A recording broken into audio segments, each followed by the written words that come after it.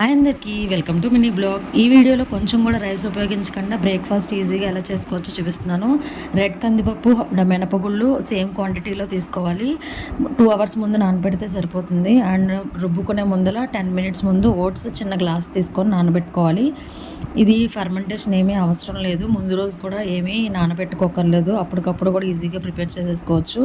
ఇలా మినపగుళ్ళు, రెడ్ కందిపప్పును, అల్లం, పచ్చిమిరపకాయ, బీట్రూట్ వేసుకొని ఓట్స్ వేసుకొని మిక్సీ చేసుకుంటే స్మూత్ బ్యాటర్ లాగా ప్రిపేర్ అయిపోయిన తర్వాత మనం తగినంత సాల్ట్ వేసుకొని దోశ బ్యాటర్ లాగా కన్సిస్టెన్సీ లాగా వచ్చిన తర్వాత వేడివేడిగా దోశలు వేసేసుకోవడమే. ఈ పిండికి ఫర్మెంటేషన్ ఏమీ అవసరం లేదు. అండ్ మనం మామూలుగా దోశలు ఎలా వేసుకుంటామో అలాగే ఆనియన్స్ వేసుకోవచ్చు, కారప్పొడి వేసుకోవచ్చు, ఏదైనా వేసుకోవచ్చు. చాలా టేస్టీగా అయితే ఉన్నది. చీజ్ అవి కూడా వేసుకోవచ్చు. ప్రోటీన్ కావాలంటే పన్నీర్ కూడా వేసుకోవచ్చు.